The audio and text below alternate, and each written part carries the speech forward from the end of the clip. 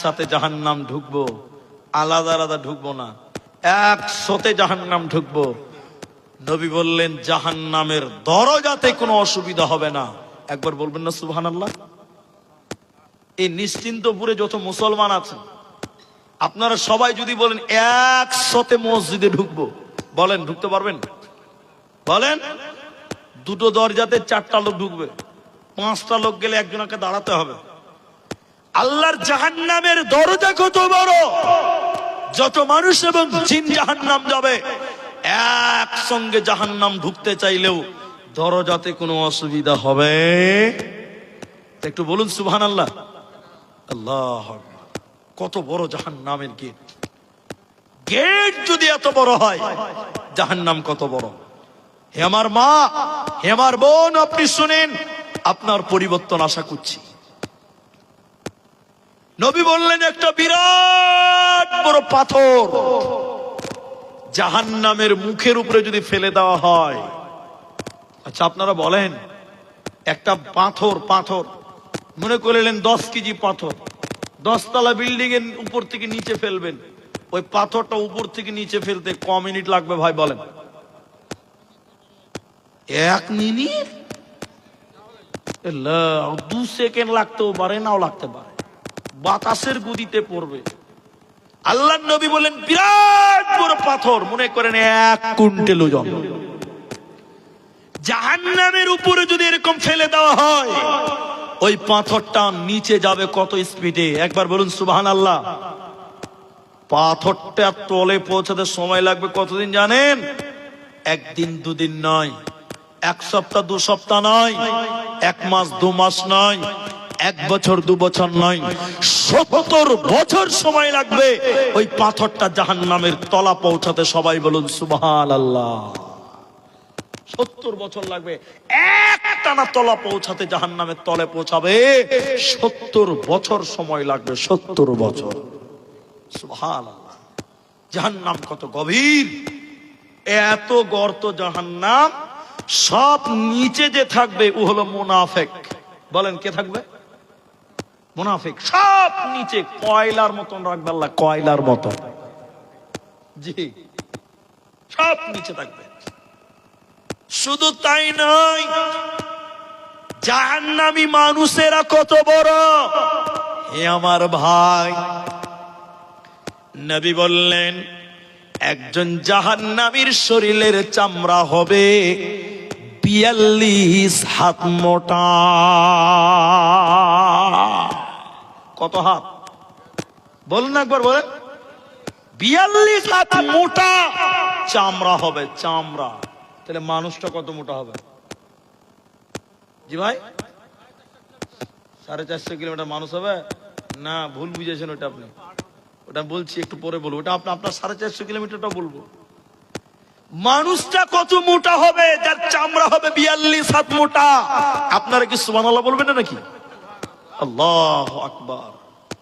শুধু তাই নয়, নবী বললেন একজন জাহান্নামের দাঁত হবে উহুদ পাহাড়ের সমান। দাঁত উহুদ পাহাড় 8 কিলোমিটার লম্বা, 4 কিলোমিটার চওড়া। মাটির তলে কত আছে পৃথিবীর কেউ তা জানে না। তাহলে দাঁত হবে 8 কিলোমিটার। ভাই, দাঁত যদি 8 কিলোমিটার হয় তো মাথা কত বড় হবে? সুবহানাল্লাহ কি কালকে বলবেন? আল্লাহ। দাঁত হবে 8 কিলোমিটার, উহুদ পাহাড়ের সমান। সবাই বলুন সুবহানাল্লাহ। এরকম এক একটা মানুষের দাঁত হবে, চামড়া 42 হাত মোটা। আরো বলি, এ দেখেন, এটাকে কি বলেন আপনারা? বাহু, কাঁধ, কাঁধ, কাঁধ। জি, নবী বললেন একজন জাহান্নামীর ডান কাঁধ থেকে বাঁ কাঁধ, এই বডিটা কত দূর? বলে একটা দ্রুতগামী ঘোড়া একটানা 3 দিন 3 রাত যাবে, কোথাও দাঁড়াবে না। যত দূর দৌড়তে দৌড়তে 3 দিন 3 রাত যাবে, যত দূর জায়গা যেতে পারবে অতটা জায়গা হবে। একজন জাহান্নামীর ডান কাঁধ থেকে বাঁ কাঁধ। আরেকবার বলুন সুবহানাল্লাহ। একটা ঘোড়া ট্রেনের মতন বেগে দৌড়তে পারে, ট্রেনের মতন। একটা ট্রেন যদি মুর্শিদাবাদ থেকে চালু হয় 3 দিন 3 রাত যাবে, কোথাও দাঁড়াবে না। ভারতের এই প্রান্ত থেকে সেই প্রান্ত পার করে দিতে পারবে? পারবে কি পারবে না? পারবে। তাহলে একটা জাহান্নামীর ডান কাত থেকে বাঁ কাত হবে একটা দ্রুতগামী ঘোড়া 3 দিন 3 রাতের পথের সমান। আরেকবার বলুন সুবহানাল্লাহ। কোথায় আছেন বাবা? শুধু তাই নয়, এটাকে রান বলে, মুরগির রান। জি ভাই, মানুষের খুব প্রিয় হয় মুরগির রান। হ্যাঁ, খালি পেলে হলো। জি, এটাকে রান বলে। নবী বললেন একজন জাহান্নামীর রান, উরু রান কত বড়? বলছেন বাইজা পাহাড়ের সমান। বাইজা পাহাড় কত বড়? 39 কিলোমিটার লম্বা। তাহলে একজন জাহান্নামীর এ রান হবে 39 কিলোমিটার লম্বা। সুবহানাল্লাহ। তাহলে মানুষটা কত লম্বা হবে? একটা লোক উত্তর দেন, আদম আলাইহিস সালাম কত লম্বা ছিলেন? কেউ বলতে পারবেন? হ্যাঁ, কে বলছে 40 হাত, কে বলছে 120, 60 হাত লম্বা। কত হাত ছিল? আচ্ছা, এখন 60 হাত মানুষ যদি দুনিয়াতে একটা চলে আসে, ওর সঙ্গে কথা বলতে গেলে এরকম করে কথা বলতে হবে।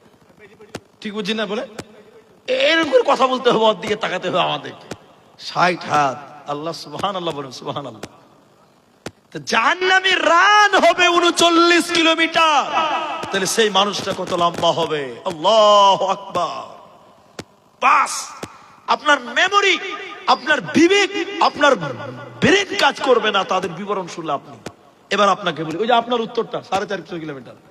নবী বললেন একজন জাহান্নামীর বসার জায়গা কতটা? আব্দুর রহমানের বসার জায়গায় 1 হাতও বেশি হয়ে গেছে। আমি 1 হাতও লম্বা লাই, পাতলা পাতলা মানুষ। জাহান্নামীর বসার জায়গা কতটা? মক্কা থেকে মদিনা যতটা। মক্কা থেকে মদিনা কতটা? 450 কিলোমিটার জায়গা। মক্কা থেকে মদিনা যতটা, একজন জাহান্নামীর বসার জায়গা ততটা।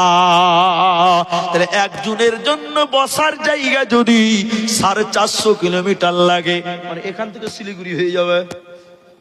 এখান থেকে শিলিগুড়ি এত দূর বসার জায়গা যদি হয়, তাহলে জাহান্নাম কত বড়, জাহান্নামের মানুষেরা কত বড়। আল্লাহ কোরআনে বললেন কু আনফুসাকুম ওয়া আহলিকুম নারা। হে লোকেরা, ওই জাহান্নাম থেকে তুমি বাঁচাও। ওয়া আহলিকুম, তোমার পরিবারকে, তোমার স্ত্রী কন্যাকে, তোমার সংসার লোকদেরকে তুমি বাঁচাও।